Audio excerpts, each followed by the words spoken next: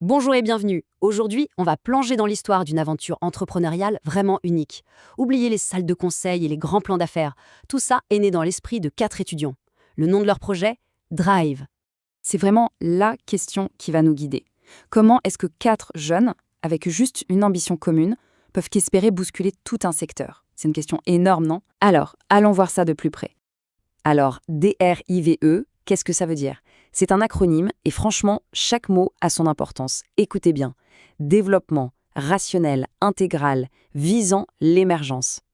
On sent tout de suite que ce n'est pas juste un nom choisi au hasard. Ça pose les bases d'une mission hyper ambitieuse. Un développement qui est à la fois structuré, complet et qui a un but très clair, faire émerger quelque chose de nouveau. Ok, maintenant qu'on a posé les bases, pour vraiment comprendre DRIV, il faut qu'on retourne au tout début, à l'étincelle, au moment précis où tout a commencé. Et c'est là que l'histoire devient vraiment intéressante. On est à la veille de leurs examens de fin d'études. Imagine un peu le truc. La plupart des gens à ce moment-là pensent à leur propre carrière, à leur chemin solo. Eux, non. Eux, ils pensaient déjà en mode « nous ». C'est cette décision, ce pacte de lier leurs avenirs ensemble, qui est le véritable point de départ de tout. C'est l'acte fondateur. Et tout ça est basé sur une conviction très forte, une idée qui est vraiment le ciment de leur projet. La voici. La force d'une vision partagée dépasse celle d'un talent isolé. C'est bien plus qu'un joli slogan, hein, c'est leur règle d'or.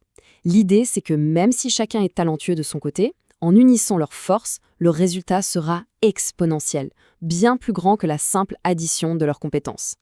Et là où ça devient fascinant, c'est quand on regarde d'où vient leur inspiration.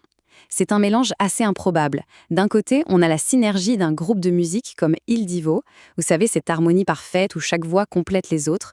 Et de l'autre, eh bien, on a l'audace pure et dure des fondateurs d'AIM Global, des entrepreneurs qui ont construit des empires. C'est ce mix, en fait, entre l'art de travailler ensemble et la vision business qui est au cœur de leur projet. Bon, on a parlé de la vision, de l'inspiration, mais qui sont les visages derrière cette dynamique? Qui sont les 4 fameux piliers de DRIV? Et là, on voit tout de suite que l'équipe a été pensée stratégiquement. C'est un véritable puzzle où chaque pièce est essentielle. On a David, lui c'est l'homme du terrain, celui qui voit une opportunité là où d'autres voient un problème. Ensuite, Daniel, c'est le maître de la qualité, de l'optimisation. Rien ne lui échappe. Maël, c'est le cervotech, l'architecte de la partie numérique du projet. Et enfin Honoré, le leader, le visionnaire qui donne la direction, la grande stratégie. Vous voyez, chaque rôle est hyper clair et c'est cet équilibre qui fait leur force. Alors, de la vision, passons à l'action. Comment est-ce que toute cette belle synergie s'est traduite concrètement? Quel a été leur premier projet sur le terrain?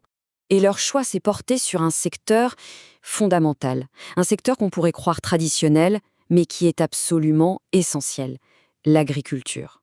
C'est là, les pieds dans la terre, que leur grande vision allait devoir faire ses preuves. Et pour commencer, ils ont choisi un symbole très fort. Le gombo. Alors oui, ça peut paraître modeste le gombo, mais ça incarne à la perfection leur philosophie. Le message, il est clair. Pas besoin d'attendre d'avoir des millions pour démarrer. On commence avec ce qu'on a, aussi humble soit-il, mais on vise la lune. L'ambition, elle, est immense dès le départ. Mais attention, il ne faut pas s'y tromper. L'objectif, ça n'a jamais été de devenir les rois du gombo. Non, non. Dès le tout début, la vision était bien plus grande, bien plus systémique. Il ne s'agissait pas de faire pousser des légumes, mais de réinventer complètement le fonctionnement de tout un secteur. Et le problème qu'ils décident d'attaquer, il est colossal.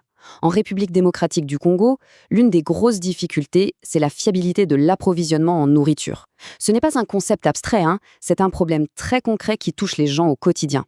Et face à ce défi, voici leur plan d'attaque. Il est super clair.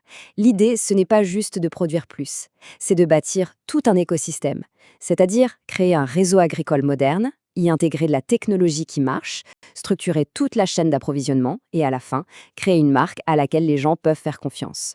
Une marque qui garantit la fiabilité, la fraîcheur et un prix juste. Et cette ambition, elle n'est pas juste un rêve en l'air.